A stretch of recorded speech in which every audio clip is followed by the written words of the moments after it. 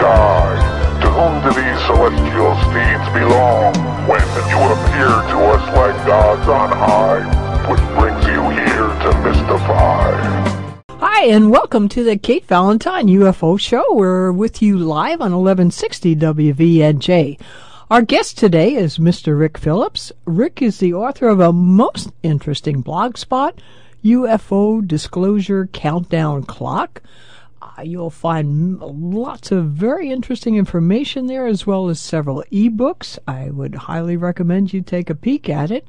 My favorite UFO analogy has always been the four blind men describing an elephant. Everybody in ufology has a different opinion as to what theory is right and why it is right. Rick has heard almost all of them, and now he's here to tell us what his thoughts are. So welcome to the show, Rick. Thanks for being here. Oh, boy, what a wonderful introduction. Indeed, I'm going to try to bring my real background, which is marketing research, which I did for decades, the analysis of data and attributes, to the UFO arena. As you've indicated, I've written many posts, literally almost 800 now, on my UFO Disclosure Countdown Clock blog. And indeed, I'm ready to describe my opinions. It's interesting, being in the marketing research field. I interviewed tens of thousands of people over that time and got their opinions, and now I'm in a position to give mine about the most nebulous of subjects, as you pointed out, and indeed one that people are quite jaded about at this point, really for a number of reasons. And one of the first things I'd like to bring to WVNJ listeners' attention is that the words UFO disclosure are an anagram for ludicrous foes. Oh, okay. And you can find that at almost every level of it. Okay. Well, yeah, you don't really seem to be a real fan of disclosure projects. Well, I am and I'm not. I really am I'm 60 years old. I'm in the skeptics of our political system category. I've never voted for a Republican or Democrat for president since 1980. I voted Libertarian the entire period. So I have kind of a very detached view from the political system. As you may or may not know, I'm sure you've read many times on your show, the UFO disclosure movement kind of began in the early 90s in the Clinton White House, kind of almost initially funded by the Rockefeller people.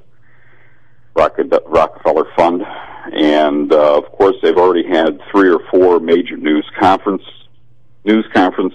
and are planning another one very shortly upcoming, all with different themes. They're supposedly going to bring the mainstream media to look seriously at the issues that are raised,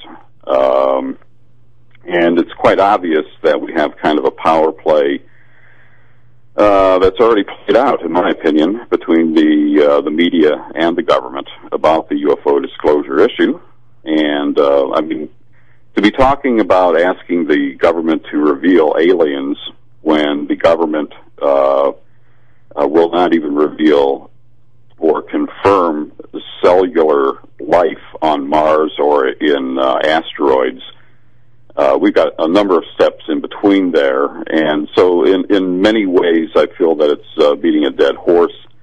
And indeed, I can give really some kind of strong indication as to how of a dead horse it is, especially having a blog named UFO Disclosure Countdown Clock.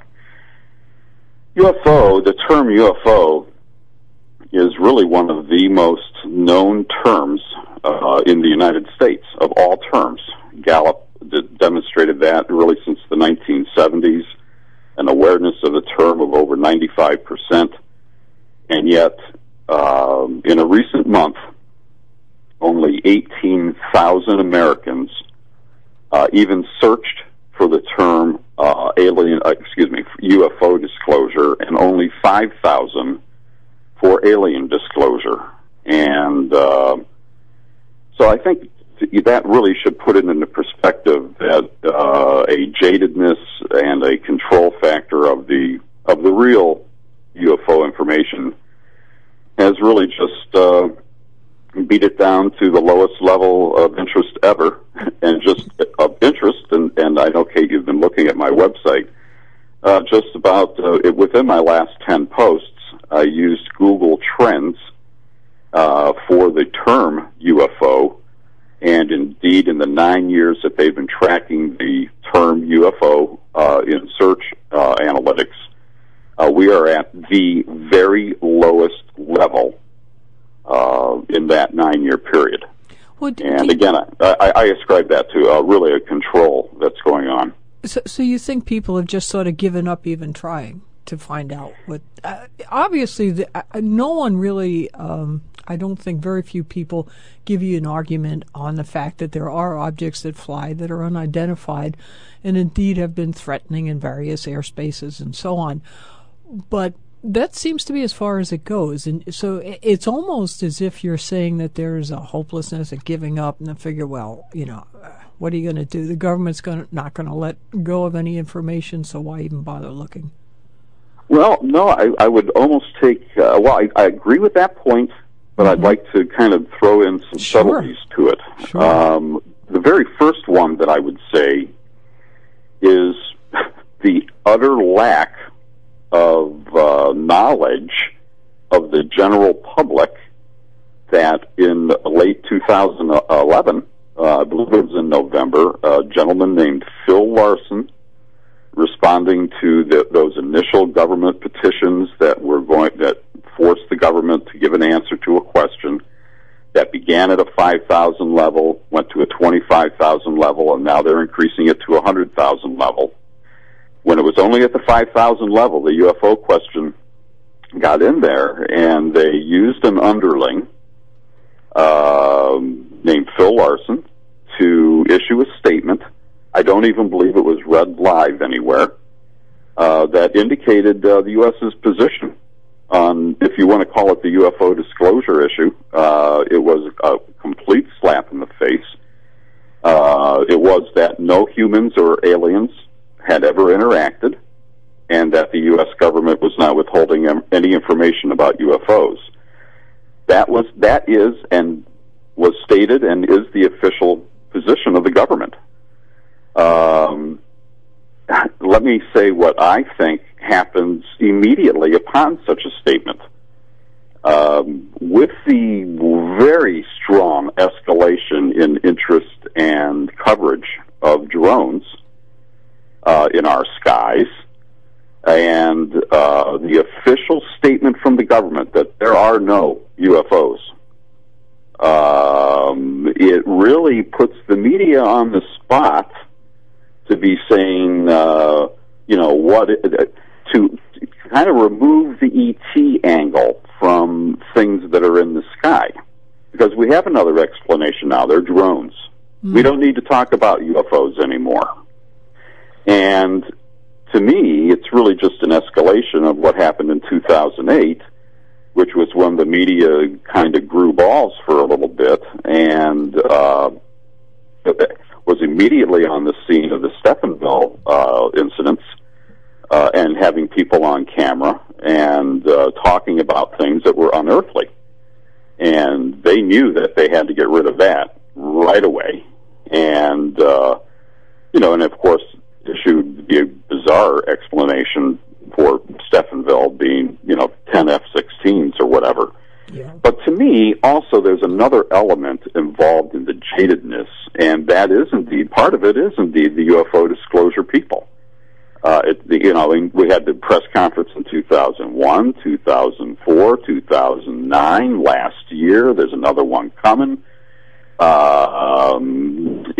Last year, they said they had a secret.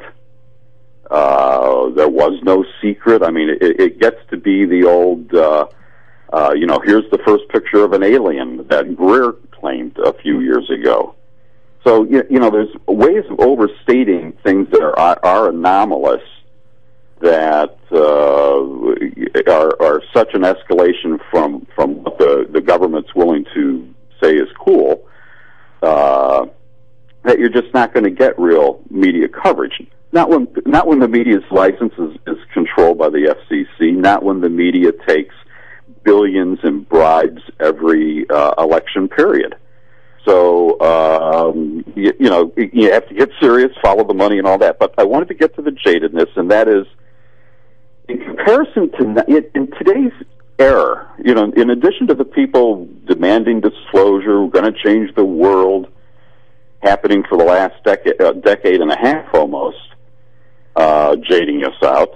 We have, it's not an exciting period. UFO biology started with crashing UFOs, with UFOs buzzing Washington D.C. with fantastic excitement. And what we seem to have today, with the internet thrown in, is a slow escalation, without any question, a slow escalation of the variety of what seemingly is unconfirmed by the mainstream media anomalous phenomena that appears to be happening, that gets those that actually have a relative interest in not just taking a canned answer, does pique your interest. Because UFOs aren't saucers in the skies that are either hovering over all the cities or not very much so, and yet there is indeed anomalous phenomena going on in our skies. That diffuses it to the point of jadedness and ludicrous foes, as I like to say. So, in other words, you think that just by overexposure to not really false, but just reports that don't amount to much, constantly doing that's even been more effective than the giggle factor, in a sense? Well, yes, especially in the sense, Kate, in my perspective, again, as a blogger, this is, to me, what might only be noticed by the, quote, UFO crowd. But in the last year or so, a little over a year or so, there are what I call gathering sites. And they are the site. You can almost, if you go to a UFO video online, and you see for how many videos this channel has, and if it has anything over 100, let's say, but certainly anything over something to that effect, and especially if they're focused on UFOs. There are about 4 or 5 what I call gathering sites that are either, what they have found out is that, hey, you can make $70 for every 100,000 views on YouTube. And I don't care what I'm going to put on this channel, and I'm either going to create fantastic orbs in the sky videos or extremely short, here's a saucer in the sky videos, and I'm going to promote it in a manner where I'm going to be able to probably get some of the big UFO sites to pick it up, and lo and behold, here's $150 for me pushing that video today. Okay, well, I'll tell you, Rick, we're going to have to take just a quick break now, commercial break, but we want to get back to your thoughts on these gathering sites. That's interesting. I don't think that's been brought up before, and I'd like to go over it with you. This is Kate Valentine. We're on 1160 WVNJ. I'm speaking to Rick Phillips, with the author of a most interesting blog spot, UFO Disclosure Countdown Clock.blogspot.com. Please go there, and I think you'll find some very interesting information, and you can continue this discussion after the show there. I'll be right back.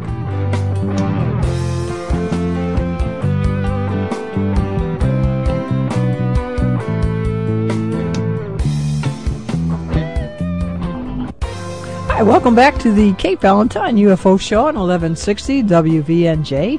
Our guest today, Mr. Rick Phillips, is the author of the very interesting blog, Spot UFO Disclosure Countdown Clock. And just before the break, Rick was talking about gathering sites, and that's a very interesting topic that you have. I haven't really heard about it anywhere else other than your blog spots. Would you just talk to us a little bit about that? I would be happy to. As I was saying before the break, there are several sites that are what I'm now calling gathering sites, which generally run wild orb in the sky videos that are unattributed. In other words, they have no sourcing on them whatsoever. Okay. You should be running for the hills, is all I can say with such stuff. And a lot of it has been simply picked up. I'm not going to mention the other obviously I don't have the biggest UFO site in the world, not that it's small, but I mean the big ones are. I've just noticed, in fact, very recently, third phase of the moon happens to be one of these gathering sites. And it was run on one of these very large UFO sites that runs like a video a day. And the person actually below it, the editor or the webmaster, finally acknowledged, a lot of people, call this site crap, blah, blah, blah. And now I'm going to say the other side of the coin, however. Mm-hmm. Because there are such gathering sites who are indeed have a lot of people who really aren't really into UFOs on a serious or intellectual level, but love to look at what people are producing or capturing potentially. And so some people who do indeed have perhaps an agenda, but are indeed capturing something on a regular basis, have an avenue through these gathering sites to become more public and to indeed promote their stuff.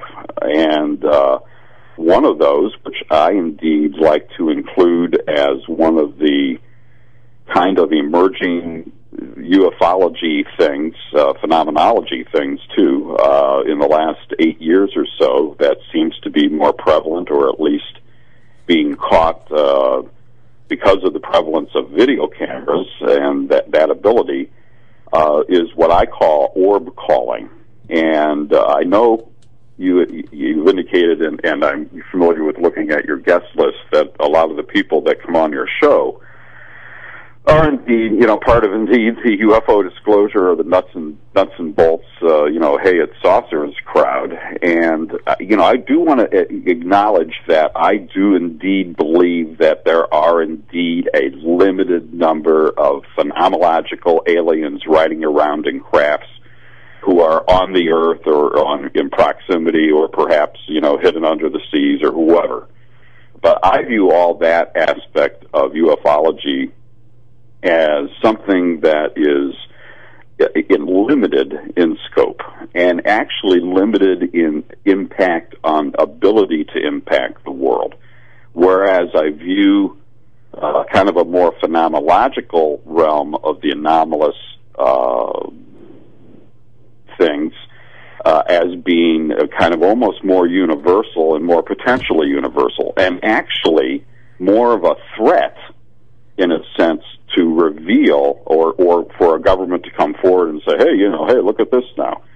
And so under those lines, and tying it all back to the gathering sites, in 2008 there was a gentleman in Kentucky that MUFON took very seriously, went out to his farm, the whole deal, and his name was Dean Clark. He has a number of videos online, and but he did one particular session with MUFON, and what they eventually said was occurring on his property or in proximity to himself was that he was able to produce in the sky some energy phenomena. You can call it an orb, call it whatever you please, but he was able to do it essentially on command and in front of an audience and for video cameras and so forth. And as I've kind of described this on my blog and so forth, that's if your neighbor convinces you that he can produce a miracle in the sky, it might slow down the momentum of the recovery. If we have 1 million magicians, it becomes a magician. Anyway, the whole concept of unleashing the ability to produce a phenomenological perception within a locality is certainly some sort of kind of a breaching of kind of the veil, in a sense, and is dangerous to really cover. Nobody covered him. I mean, that was Dean Clark. MUFON covered him. They said that he was doing something spiritual. They weren't really, couldn't really identify it more than that. Now, really, since 2004, that was in 2008. In 2004 is really my earliest perceptions of my understandings of people just simply going out. These were people in California at that time, and sitting along the Pacific Coast Highway and going, you know what? I'm gonna film this sky for an hour, and I'll bet you my bottom dollar that there's going to be an orb that goes across the sky. And lo and behold, 80% of the time they'd find indeed orbs in the sky and so forth, and that kind of evolved into Prophet Yahweh doing his Las Vegas gig live, where he indeed produced an orb in the sky at noon. I'm sure you've had people talk about that on your show before. Then we had Dean Clark in 2008, and now to tie this all to the gathering site, in the past year, there's been a gentleman out in L.A. again who is named Robert Bingham. And I've covered him 2 or 3 times, again, through one of these gathering sites, actually, because they're the ones that gave him the coverage. Who else is going to cover something like this? And this guy, on at least 2 or 3 occasions in 2012, declared in advance a date that he was going to walk into the center of Los Angeles in this little downtown park, and he was going to go into a praying routine. These people all seem to be religious, and he thinks he's producing angels in the sky. Dean Clark not talking angels. Can't even remember what he was saying. He thinks he's producing, but this Robert Bingham has on each occasion produced orbs that moved across the sky in broad daylight. There's crowds coming out to watch him do it. Is the media going to cover it? That's a dangerous thing. We don't need new messiahs to be built who can put things in the sky. To me, that is kind of one of the emerging parts of what's going on. So you think that these orbs are actually like a transmission of a mental energy up into the atmosphere, producing an orb sort of a sighting? I think it's very much like that, yes. Well, I do. Okay, but then that would not be what typically would be described as a UFO, or am I mistaking the point here? Actually, a very good distinction, Kate. And I've been asked this question before because of my sincere interest in orbs and this orb calling. And I'm probably going to talk around your question for a little bit more as I describe just a little bit more of my contact with this phenomena, and especially last year. So I talk very much on my blog in a very similar manner as to what I just described to your listeners. And one of my readers got very, people get involved with your blogs and was sending me quite a bit of material that she thought that she was capturing. And it's I don't know if you caught the Denver flap in November, the faster than sight UFOs that were supposedly coming out of the ground at a particular location. Mm-hmm. Did you catch it? Yes. Okay. Well, that was part of this woman's idea in San Antonio. She would just set up her camera, and lo and behold, she would check frame by frame by frame, and I was not really that into that at all. Kate, at all. And so, she sent me 20 or 30 videos. I don't believe I ran more than one. and kind of in a very questioning tone. It was kind of the best of the 30 that she had sent me, or 20. And so one day, she and during this period of over about 2 or 3 months, in very late 2011, early 2012, we talked quite a bit about Dean Clark and people being able to possibly call orbs, and she investigated herself and read books and all that kind of crap. So anyway, she really got into thinking about orbs in this sense that they can be called and they're a spiritual energy and blah blah blah. And lo and behold, she produced and she captured on video what is called the feather orb, and sent me a copy of it, of her YouTube uploading of it. I had seen so many videos by this person, and I trusted him that I just put, and she actually sent it to my comment section. I just put it in my comment section. I didn't look at the video. I looked at it like 2 days later, and my jaw fell down.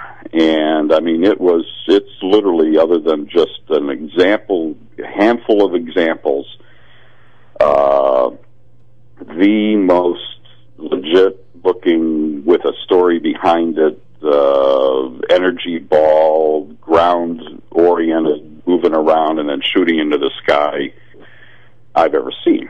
And literally when the video was put on my site, it probably had about 20 views, and by the time I actually covered it, it had 55, and that got picked up by, I can't remember if it was Rince or somebody else, but it's in my sidebar, and it just took off. I mean, it's like 70,000 views or more, or whatever, and eventually Sci-Fi Channel got involved, and I was involved with even speaking with Sci-Fi actually twice in the last year.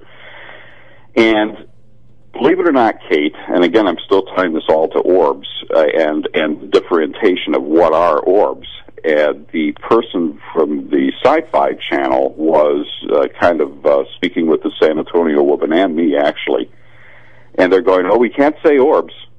The producers all think orbs are specks in pictures, that you take. And, these are the whole concept of the orbs being, in the photographs, the little orange, little energy balls. And I don't deny that that's even the case. But this is kind of what I'm saying, is we have a whole progression of anomalous phenomena that is perceptually atmospheric, and to me is probably more involved in some sort of phenomenological slight distinction from our now and real, but is kind of almost intertwined, just the way phenomenology flows. Well, Rick, I'll tell you, we can talk about orbs here on the UFO show, so that's great, but unfortunately we have to take a commercial break in between. So wonderful. Okay. I'm ready. So okay. We'll talk about it. Okay, cool. This is Kate Valentine. We're on the UFO show at 1160 WVNJ, and we're speaking with Rick Phillips, who is the author of UFO Disclosure Countdown Clock Blogspot, and you will find out much more information there than we're discussing on the show. I'll be right back.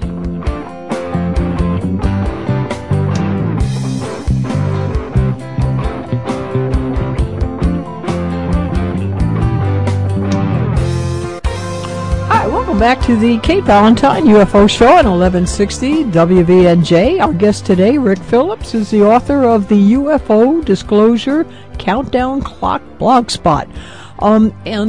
Rick, just over the break, we had an interesting question come in from Ralph, which is a little bit off topic. We were talking about orbs just before the break. He said he was witness to a New York City UFO sighting back in 2010. That he videotaped and then sent it to Maccabee, who thought it looked like a triangular-shaped object.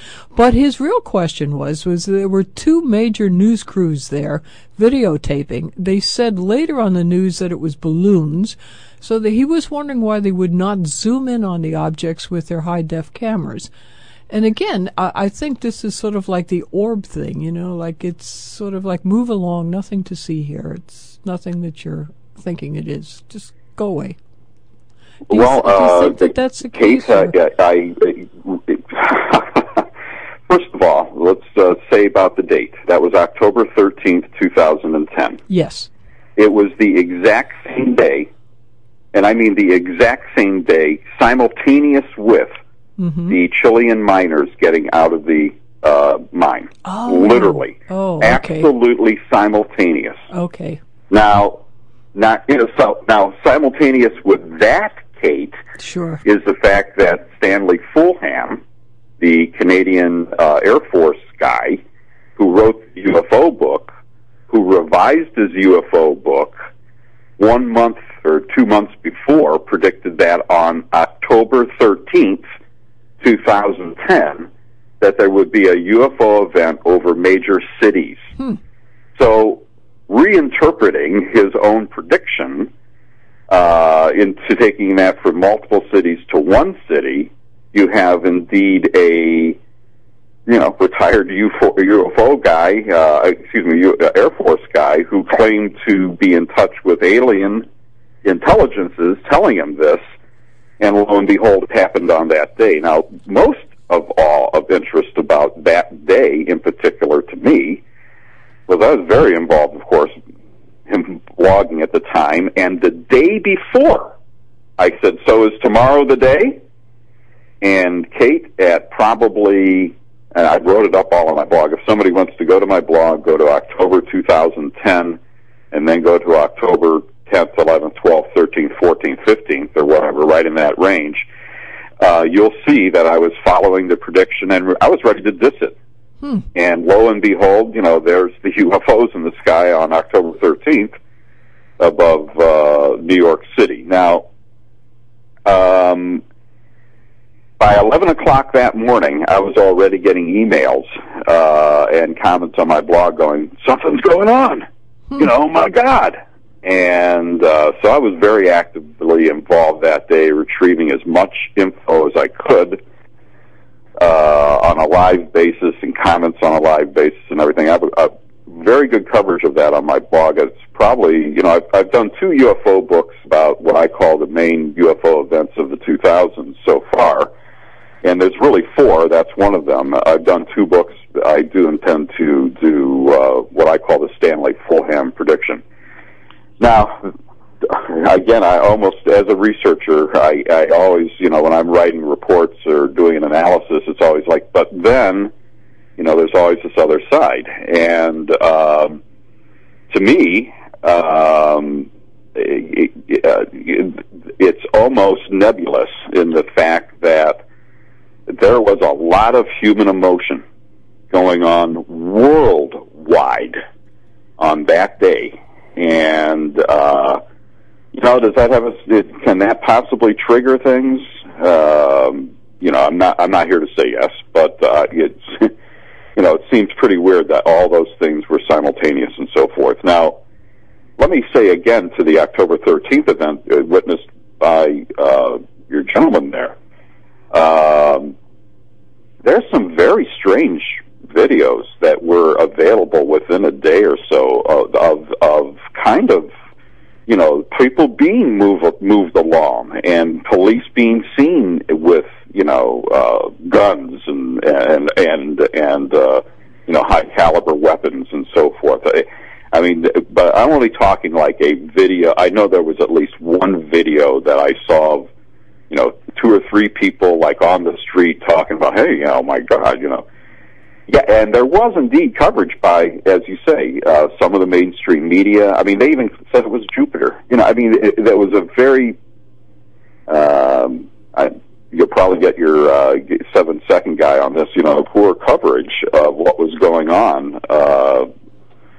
We don't have a journalistic society, so what could be said? Well, because Ralph wrote back in to say that he was watching them for 4 hours.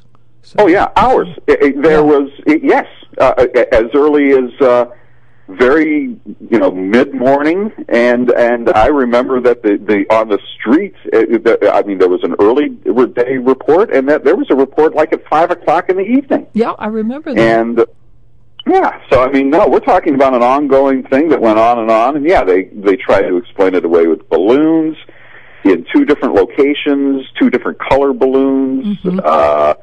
One was released from a party, one was released from a promotion event. And it was a semi-airless day. I mean, I got into it very hard. The people who read my blog were into it. Well, but it was an extremely airless day. Yeah. But it was not that airless. The upper winds were 6 or 7 or 8 or 9 or something. I mean, when they're usually like 40 or 50. But and there were reports that day that there were jets flying around, kind of chasing it, and would move around and go out for a moment and come back on. And Ralph wrote in that there were 2 jets that flew over, and they shut the 3 major airports in the area down for an hour during the sighting. Correct. But on the upside, they didn't report it as swamp gas, so I guess there's been some progress. So. No, we have all that simultaneous, but there's nothing to look at here. Don't worry about it. Amazing, isn't it?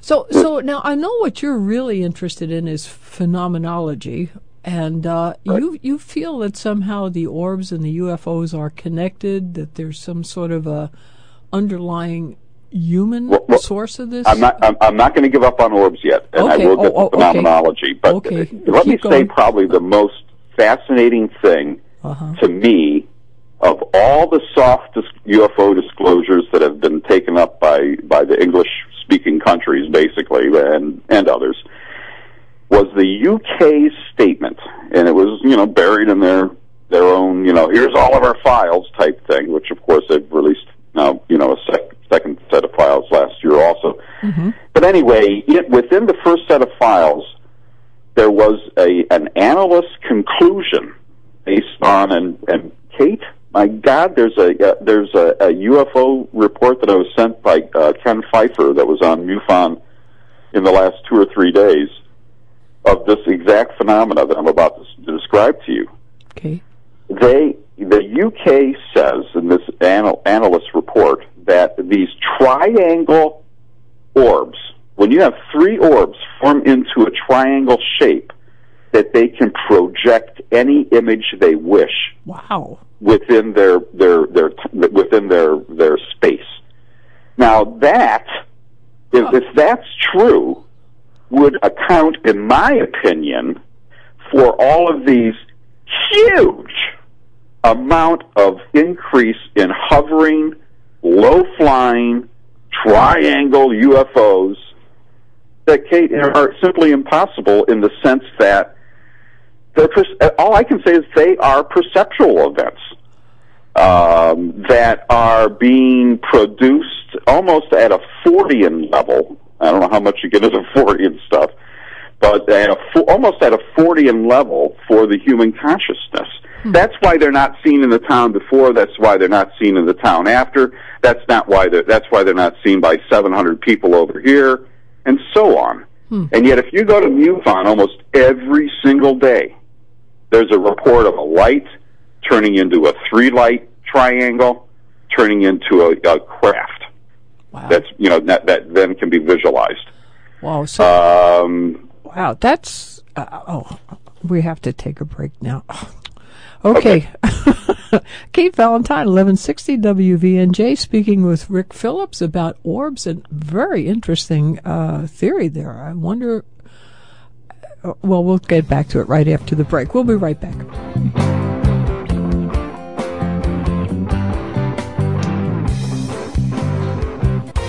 Hi, welcome back to the Kate Valentine UFO Show, 1160 WVNJ. Our guest today, Rick Phillips, is discussing orbs and their relationship, or their not relationship, to UFOs. There's going to be a lot of questions on your mind, I'm sure. Most of them the answers can be found on his blog spot, UFO Disclosure Countdown Clock. There's a lot of great ebooks on that site as well. Please visit it. Okay, Rick, just before the break, you were saying that there is a possibility that there could be 3 orbs that would get together and create a projection. Am I understanding you correctly or not? You're understanding me exactly correctly, and Wow. I'm pulling that from the UK soft disclosure report. I believe I have the direct link again in my sidebar. You know, I was fortunate enough to see one of the triangles as it went down the Hudson, and it certainly looked real to me. It looked like an object. I mean, it looked like but I was talking to Bill over the break, too, and you know what's interesting on these things is there's never a shadow cast. Like when a large airliner goes overhead, I mean, of course, it's at night, but if there is a full moon at all, you see the shadow of the plane going past. And so that would sort of strengthen your point as well, that perhaps this is just a visual projection. Wow. I wanted to say a couple things. Sure, I go know we ahead. don't have a lot of time. That in relationship to the New York City October 13th event, my website is actually listed, and again, I have this in my sidebar. I'm literally on the Stanley Fulham's page. He's died, by the way, but I'm on his page as one of the references for the event of October 13th, meaning my website and on a specific link to it. Yes, I'd love to entertain New Jersey for just a few moments about some of my ideas on phenomenology and perceptions and what we and this is a blog post on my other blog. I have an esoteric blog called theheavystuff.com, and one of my favorites on there is called "What We Must Forget as Humans to Have the Human Experience." And one of the ways I like to talk about the human experience is by talking about what's really happening with our space right now. And while, I'm sitting in a room, I'm sitting in my living room right now looking at my fireplace and not on or whatever, but I'm looking at it and the fan's going, and I think I'm not really moving at all. I want to kind of just expand out how our space itself, and what's going on with it, and this is just all true, of course. We're on a planet that is turning at the rate of 1,000 miles an hour. We're on a planet that is going around the sun at the speed of 67,000 miles per hour. We're within a solar system, a sun solar system that's going around the Milky Way at 500,000 miles per hour. And amazingly, beyond that, we are in a local group of galaxies that is going towards a thing called the Great Attractor at 14 million miles per hour. So our space right here is traveling at almost 1% of the speed of light, even though we think we're not moving at all. Wow. I like to try to bring all of that into focus because people are so absolutely convinced, like me, that, what they see is real, blah, blah, blah, blah, blah. When in reality, because of the very physical nature of our reality itself, and because it takes time to process data sensations, we are literally not recovering the future. We're recovering the past constantly. The thing that we see has already occurred. It's already the just past. We are recovering the past. So there's kind of a little flow between the data sensation point and our perception point.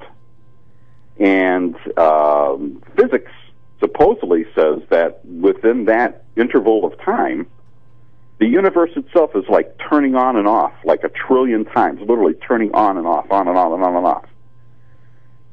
Husserl was a German philosopher who is looked at as the father of phenomenology. And what he examines, and what I've examined in some of my essays on the heavy stuff, is how time or the flow runs off. And when you start mixing in consciousness with that, one of my favorite things to talk about that I uncovered in all my years of reading, and I'm sure you have some of your favorite stuff, is a book that describes a consciousness state by Charles Tart called States of Consciousness or Altered States of Consciousness back in the late 60s, and he's still around for that matter, Dr. Charles Tart, and T-A-R-T. And he investigated mutual hypnosis states where people would be mutually hypnotizing each other, and they would literally enter into a separate, valid, physically oriented with object state where they were moving around and had location and phenomenology and so forth, a special reality. And if you think of that state and also combine it with what is now known or commonly called controlled lucid dreaming, which also involves even something even more nebulous, something that sometimes is indeed involved in a separate state with separate objects and separate reality, but also some people claim you can bring it literally kind of into the now almost. And then I'll give you one third example that I like to think about for consciousness and how we have to kind of be much more nimble on how nebulous this is. And that is what I call the living doppelganger. And it has to do with what supposedly was reported on many multiple occasions to have occurred on an Eastern flight. And this involves the Eastern flight that crashed into the Everglades back in the 1970s. In fact, the first 747. And it was a pilot error situation. And what happened is the crash into the Everglades was so soft, and I believe it's called Flight 431. There was books written about it. There was movies. There was a movie. And what happened was only about half of the people died, including the pilots. And as I said, they were out of position. I mean, they were kind of really at fault. They were kind of checking an electrical thing, not even in the cockpit, or one of them was, when the plane went down. And they reused, it was such a soft crash into the Everglades, they reused some of the jet. And later on, at a later time, based on what was said on multiple occasions, these pilots, both of them, on different occasions, appeared in a living form in the planes. Now, here's the real rub. Not only were they seen by people that knew them and who didn't know them on different occasions, and on every time that they would be, look at this guy, he's not talking, blah, blah, blah, they would pop out of existence, but there they were on a plane at 30,000 feet going 400 miles an hour. The other situation, Kate, is on one occasion, one of them appeared in a microwave oven. Oh, my God. So some sort of little reduced living doppelganger within a radiation field. Oh, wow. And supposedly Frank Gorman himself, from the moon, who became president of Eastern Airlines, ordered people to stop talking about it. And I probably just gave the 4 or 5 books about it some good sales there. At least I hope I did. I'm going to write one myself someday. But the way I look at all that is we need to think about space itself, and time, if it is in existence or is a different type of space, in a much more flowing manner that describes really a much bigger picture of potential.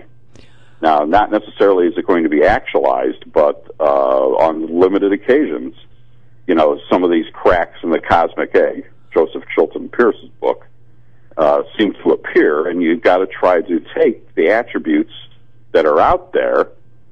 And as a researcher, that's what I do. I take the attributes and try to form them into a story. Rick, quick, give us your blog spot, because we're about ready to go off the air, and I'll tell you, my mind is spinning, my head's spinning. You got me thinking. Thanks, Kate. I appreciate it. Yeah, UFO Disclosure Countdown Clock. I do have a number of ebooks and I hope your readers would love it. Okay. The listeners. Thanks so much for taking the time to be here with us today. Really appreciate it. Thank you, Kate. Oh, you're welcome. As always, thanks both Bill and Dave, who are always there making sure you get this show on the radio, on podcast, and on YouTube.